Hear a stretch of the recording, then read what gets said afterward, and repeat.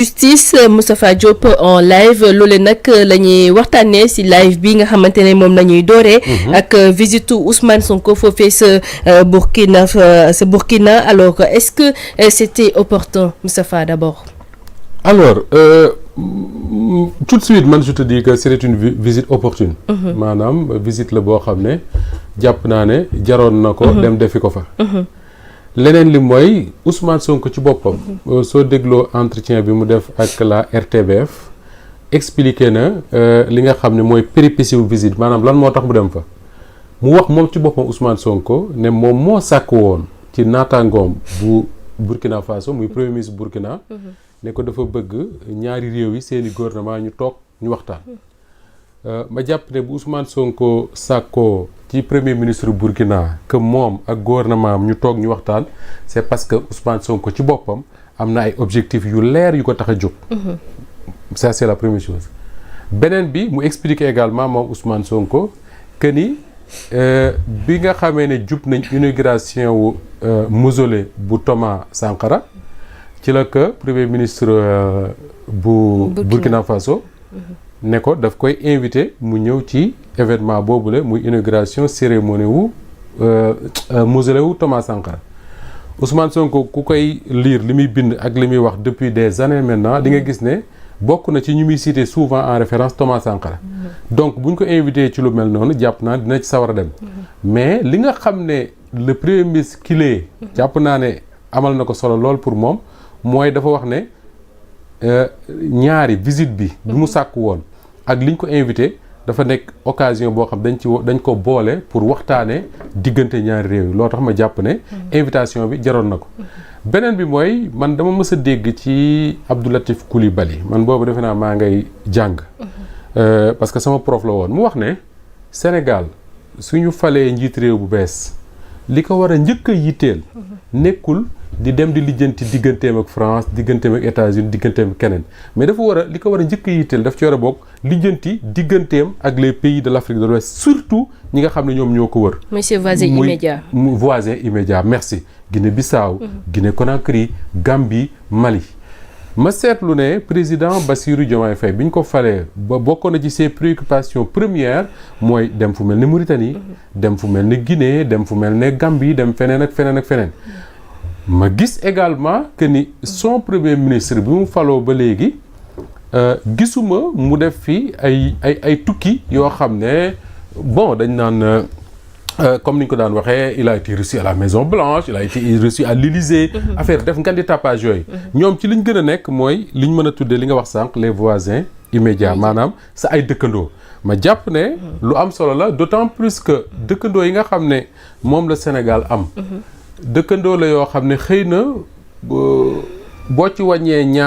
ñetteel ba wala boo ne benn ñaareel ba mu ngi ci ay jafe-jafe yoo xam ne dafa jëm ci wàllu sécurité am soit c'est des régimes militaires ñoom ñoo fa installé wu ginnaaw ba nga xamee ne politiciens yi ya fa nekk lottu nañ ci suqal réew ya ba pare indi leen ay problèmes yu dul jeex muy benn ñaareel ba c'est des pays yoo xam ne dañuy vivre ci li ñuy tuddee la menace sous la menace djihadiste te menace djihadiste boobu Ousmane Sonko wax ci boppam et il n'est pas le premier à le dire am na ay études yu ko wane que ne su laalee Mali laal Burkina Faso laal feneen les pays de l'Afrique de l'Ouest bu ñu toog mu ko yaakaar ne ñoom c'est des îlots de paix dans un océan d'insécurité buñ ko dans un désert d'insécurité buñ ko xalaat mukk nañu xalaat ne à tout moment mën na dox ba dugg ci ñoom moo tax ma jàpp ne serait-ce que pour ces deux raisons là mooy waxtaane diggante ñaari réew du point de vue économique mais également dem waxtaane la sécurité dans la sous-région jaroon na dem def visite boobu moo tax je suis d'accord ak yow sooy laaj ndax est-ce que c'était opportun je juge que c'était effectivement opportun. Maintenant, comment comprendre la polémique qui enfle autour de cette visite? Alors seulement polémique que je vous pose des questions déjà est-ce que ça fait journaliste nga tu es dans les rédactions di suivre l'actualité tous les jours est-ce que bi Ousmane Sonko demee Guinée Burkina Faso ba ñëwaat am na polémique man gisuma polémique li ma gis mooy des hommes politiques yoo xam ne ils sont de l'opposition et ils assument leur statut d'opposant am nañ droit gis ne le pouvoir posé na tel acte ñu ne lii lañ ci xalaat wala ñu critiquer ko maintenant mën nañ xool ba xam est-ce que ces critiques là c'est fondé est-ce que leur analyse teg nañ ko fu dëgër wala déet ñeneen ñi dañoo tudd seen bopp ay intellectuels wala ay chroniqueurs wala leneen mais en réalité c'est des opposants qui ne s'assument pas ñooñu également wax seen ay avis c'est leur liberté de dire leur avis sur ça mais su ma gisee par exemple ni ko RFI bëgg a bindee ne y a une vie polémique wala quelque chose comme ça quelque chose qui ressemble à ça wala des interrogations autour de la visite de Ousmane Sonko au Burkina man de peut-être je me trompe mais seetlu ma loolu li ma seetlu mooy des opposants qui ont leur liberté de prendre la parole dans l'espace public joxe seen avis par rapport à une actualité qui concerne notre pays parce que c'est notre premier ministre moom moo dem foofu wala boog ñeneen ñoo xam ne mën nañ ay intellectuels lañ wax seen avis et puis bon voilà c'est ça la démocratie maintenant la question qu'on doit se poser mooy est-ce que ñiy wax ne Ousmane Sonko waru fa woon a dem warul aligné wu ci militaires yooyu est-ce qu'ils ont raison est-ce qu'ils n'ont pas raison c'est ça la grande question. Et c'est quoi la réponse? La réponse est qu'ils n'ont pas du tout raison et c'est très simple. ñi koy wax ils étaient là bi Ablaye Wade di gouverner Sénégal. Ils étaient là bi Abdou Diouf di gouverner Sénégal. Ils étaient là bi Macky Sall di gouverner Sénégal. tey ce qu'ils disent mooy Ousmane Sonko dafa dem fële Burkina boo xam ne. Un putschiste moo ko jiite putschiste mooy militaire bu dem jël arme nangu pouvoir yore ko de la même manière tey Safiatou mënoon leen tontu ne leen Afrique gii soo dee seet bari na ay putschistes yoo xam ne ay costume la ñuy sol ay putschistes yoo xam ne ay costume la ñuy sol ñii dañoo sol ay tenue rek ñee sol ay costume mais ñoo yem dong pourquoi parce que dama jàpp ne koo xam ne da nga jiite réew ñu ne la ñaari mandat nga fi am droit def nga lànk ne je respecte pas cette constitution là continuer di jiite réew ma yàgg ñi ko jël par les armes yéen a yam rek beneen bi am na ñoo xam ne dañoo jël le pouvoir avec les armes ñëw ci ginnaaw organiser ay élections ne c'est des élections démocratiques gagné ko daal di changer seen tenue militaire sol seen costume di jiite réew ñoom ak ñii ñoo yam rek c'est la même chose beneen bi mooy tey bëgguma tudd ñenn mais il y a des gens yoo xam ne ils ont été des collaborateurs de Macky Sall ñu ko jege lool mais Macky Sall bokkoon na ci ñi ay xaritam en Afrique de l'Ouest Blaise Compaoré mi nga xam ne Burkina Faso gii Ousmane Sonko demoon moom moo ko jiite woon Safiatou Blaise Compaoré lan la c'est un militaire putschiste nga xam ne Thomas Sankara bi ñuy célébrer déjà militaire la il a pris le pouvoir non pas par les voies démocratiques mais par tenue bi mu sol ak armes yu mu yor mais Thomas Sankara boobu nga xam ne moo yoroon l'espoir franchement du peuple burkinabé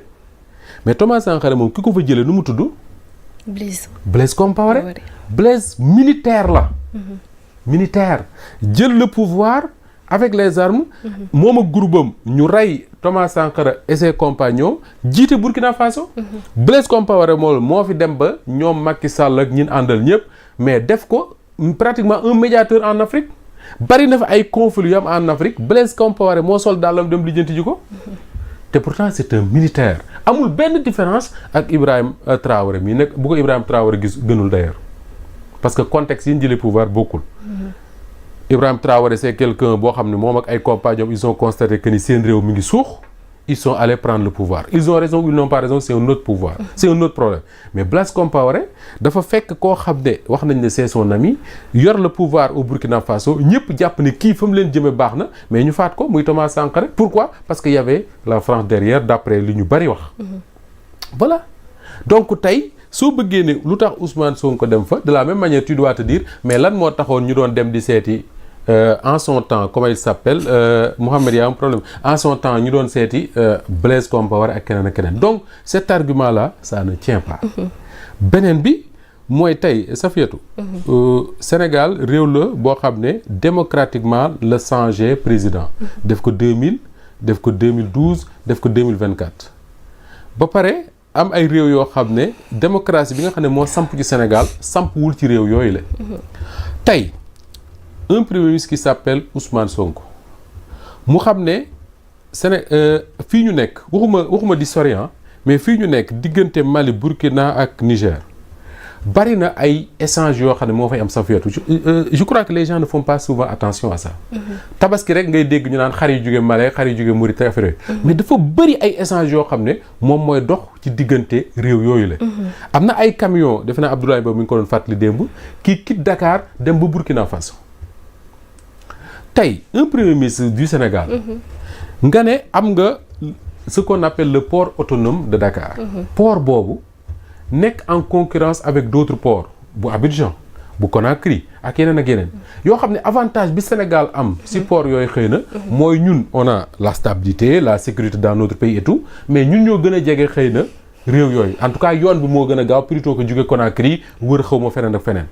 est-ce que tey du suñu responsabilité ñu fexe ba def na Mame Birame Wathie l'avait expliqué un jour quand il disait que les pays d'Afrique de l'Ouest bu ñuy embargo Mali Sénégal waru cee bokk parce que intérêt yi la les intérêts tey ñun suñu intérêt mooy avoir les meilleures relations avec le Mali pour que les camions maliens train bu ñu war a développer ci réew mi di jugee portu Dakar bi di dem ba Bamako mën romb Bamako dem feneen ak feneen ci biir Afrique de l'Ouest dama ci waxtaan ak suñu benn mbokk mu ne ma waxuma la train sax mais tey gouvernement wu Sénégal waroon na am projet boo xam ne day développer moom ci boppam avec financement propre benn autoroute boo xam ne dina jóge Dakar dem ba Bamako wala lu ko jege su ko defee les camions kii Dakar dem Bamako dootuñu jaar sur les routes nationales mais ci autoroute la ñuy jaar di fay mais yooyu li ko mën a maye mooy nga am les meilleures relations avec ces pays là moo tax bu Ousmane Sonko demee woon Bamako tey ñu ne dem nañ Ouagadougou man je pense que c'est une bonne chose parce que day dem waxtaan ak ñi nga fekk beneen bi mooy Safiatou réew yooyu tey ñëpp xam nañ ne ay entreprises u France ñoo fa nekkoon di fa gagner marché yu bari ci wàllu infrastructure notamment tali yi ñu fay def ci wàllu électricité ci wàllu téléphone ak yeneen ak réew yooyu ñoom jël seen responsabilité ne dootuñu nangu France di leen noot dañu leen fay jëlee mais lu tax Sénégal mënul am prétention ñun nga xam ne tey boo xoolee suñu service de téléphonie yi dañuy intervenir ba Niger suñu service de téléphonie yi y a des Sénégalais yoo xam ne ils travaillent pour Orange ña nga ba Niger ak feneen Sénélec ñi ne ma dana dem ba dëkku Denis Sassou Nguesso bi nu mu tudd Congo Brazza di fa liggéey mais tey lan moo tax ñun waruñu am prétention war a ambition wu ne dañoo bëgg suñu champion yi nga xam ne ñooy liggéey ci wàllu économie ñu nekk ci wàllu BTP ñoom Baratal ñi ngi fi ñoom nu mu tudd waa ji Sow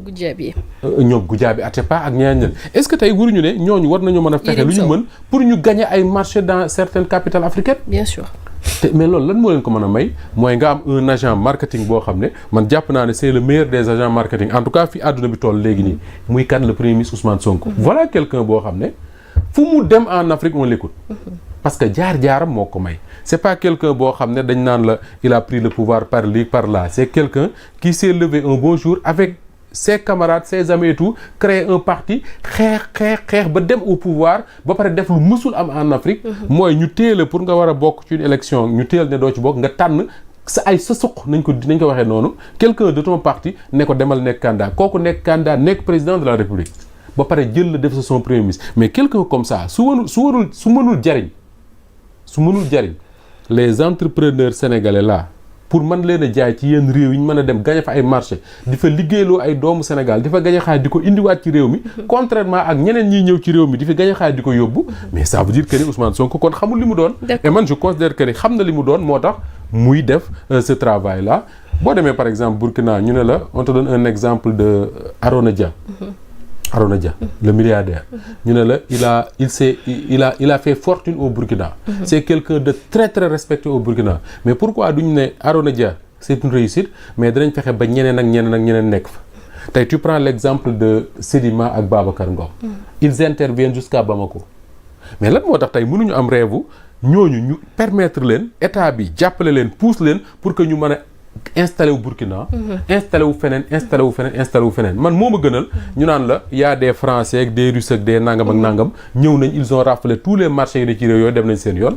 te ay Sénégalais man ko ñeneen ak ñeneen man ko je pense que foofu la ñu war a xoolee la visite et non way ñii ay tenues lañ sol ils ont pris le pouvoir par les armes ñi jël le pouvoir par les armes à travers le monde duñ jeex. Et d'ailleurs c'est une bonne occasion